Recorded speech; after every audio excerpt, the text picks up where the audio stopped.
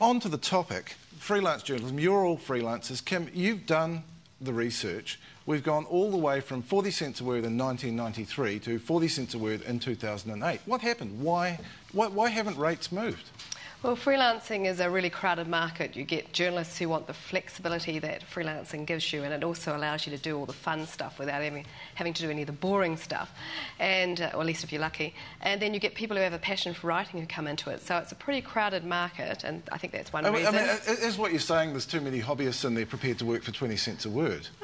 Well, sometimes they do, but then there are also lots of really experienced journalists in there who also are working at that rate. And I think part of the problem is there's a lack of transparency about who pays what, and also that probably there's been some hesitancy to sort of really fight our corner.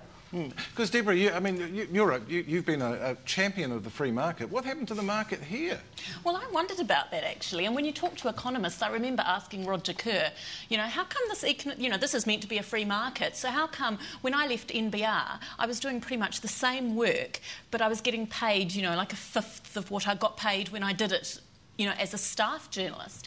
I don't think he had a very good answer, really. I mean, I guess it's not a proper market in the sense that, and I can't help wondering with the foreign-owned sort of duopoly amongst newspapers, whether that's actually kept the rate down. But there's also some separate issues about why we actually pay people by word anyway, which is, it's the wrong kind of incentive to get good stories. By the way, what did Roger Kerr say?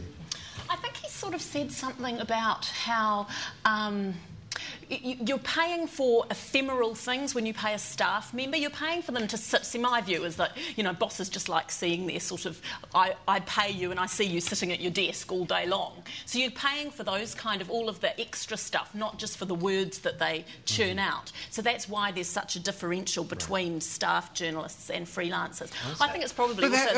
How much work do you have to do as a freelancer to actually earn, say, the average wage, or heaven forbid, what a senior feature writer on staff would earn? It's the equivalent of writing a listener cover story every week of the year. It's a lot of work, and listener people get about 6 weeks to do that probably. I think it really depends who you're freelancing for. If you are working in New Zealand, you will be working very long and very hard. But if you are freelancing, if you have, as Roger Kerr would say, a portfolio of outlets, including, international media, then you can earn more than... So how much better do the foreign publications that you work for pay? Well, is it twice as much? Is it 3 times as much?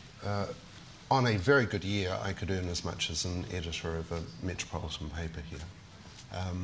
But that doesn't say so much about me as it does, the sort of curious economy we're in, not least when it comes to freelancers. And I presume that the publishers here would say this is what we can afford to pay. Well, I would dispute that because a couple of things to pick up on what Roger Kerr would say, even though he's not here. It's not ephemeral. We had a content analysis done. 60% of New Zealand magazines are written by freelancers. It's about a third of the copy in weekly newspapers, and 20% of daily newspapers. So certainly some places there's lots of stuff that wouldn't get published without freelancers, so it's definitely not ephemeral. And well, I presume there'd be an impact if all the freelancers in the country went on strike for a week, but that's not going to happen, is it? Well, there would be an impact to every spouse of an alcoholic husband simultaneously quit their marriages. And actually the analogy is pretty good. I think of local freelancing, with a few exceptions, and I would include the NPR in that at the moment, with a few exceptions, is rather like being married to an abusive spouse, an alcoholic spouse. You have good days when the sun shines and he's nice and he brings you flowers, but most of the time it's pretty unhappy, and God help the kids. And the thing is, it's not okay.